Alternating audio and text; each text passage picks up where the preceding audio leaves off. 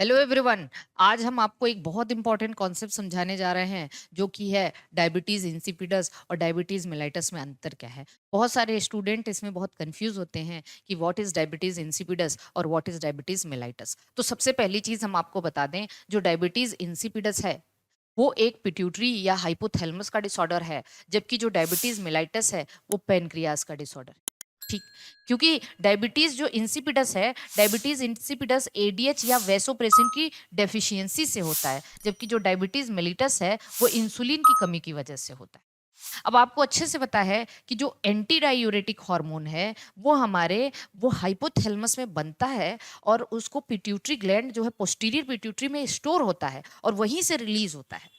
तो अगर कोई दिक्कत हाइपोथैलेमस में हो गया, अगर कोई दिक्कत पोस्टीरियर पिट्यूटरी में हो गया, अगर हाइपोथैलेमस एडीएच नहीं बना पा रहा है या फिर पिट्यूटरी पोस्टीरियर पिट्यूटरी एडीएच को रिलीज नहीं कर पा रहा है, तो ये डिसऑर्डर देखने को मिल सकता है। तो this disorder is associated with pituitary या हाइपोथैलेमस बोथ। क्लियर है?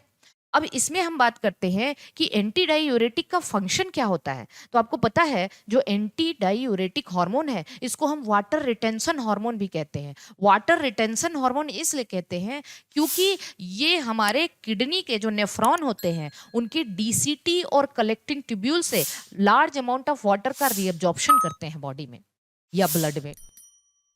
तो जब किडनी के नेफ्रॉन से ये डीसीटी और ऑनवर्ड कलेक्टिंग ट्यूब्यूल से वाटर रिअब्जॉर्प्शन करते हैं, तो क्या होता है, अगर इनकी डेफिशिएंसी हो गई बॉडी में तो डीसीटी से और कलेक्टिंग ट्यूब्यूल से वाटर का रिस्टोरेशन नहीं हो पाएगा और वो वाटर यूरिन के साथ जाने लग जाएगा। तो यूरिन कैसी हो जाएगी, यूरिन बिकम्स डाइल्यूट।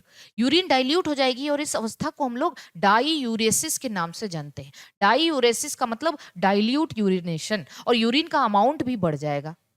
तो result in less absorption of water from DCT and collecting tubule of nephron, और जिसकी वजह से यूरिन डाइल्यूट हो जाती है और डाईयूरेसिस हो जाता है। इंसिपिड का मतलब होता है टेस्टलेस। इंसिपिड का मतलब होता है टेस्टलेस। टेस्टलेस का मतलब यहाँ से स्वाद से नहीं है, क्योंकि यूरिन इतनी डाइल्यूट हो जाती है कि वो बिल्कुल आप उसको टेस्टलेस मान लेते हैं, कंसंट्रेटेड नहीं रह जाती है। इंसिपिड का मतलब होता है टेस्टलेस। अगला पॉइंट देखते हैं, इसको ड्रिंकर्स डिजीज भी कहते हैं, क्योंकि बॉडी में पानी की कमी होने लगेगी, ब्लड में वाटर की कमी होने लगेगी तो पर्सन को बहुत ज्यादा प्यास लगती है, एक्सेस थर्स्ट होता है, तो इसलिए वो बहुत पानी पीता है, इसलिए इसको ड्रिंकर्स डिजीज के नाम से भी जाना जाता है। अगली चीज है diabetes mellitus. Diabetes mellitus due to deficiency of insulin. अब इंसुलिन कहाँ से रिलीज होता है, बीटा सेल ऑफ पेनक्रियास से। Insulin beta cell of pancreas से रिलीज होता है, और इंसुलिन करता क्या है, इंसुलिन बॉडी में ब्लड में ग्लूकोज लेवल को डाउन करता है।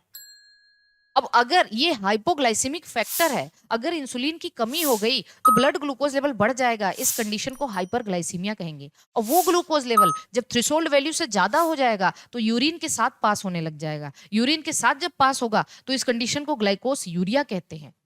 बॉडी में लिपोलाइसिस होती है, फैट टूटना स्टार्ट कर देता है, क्योंकि जब ग्लूकोज बाहर जा रहा है, पर्सन को भूख लगती है, तो फैट स्टोर फैट टूटने लगते हैं, लिपोलाइसिस होने लगती है, और फैट टूटने की वजह से कीटोन बॉडीज बनने लगते हैं।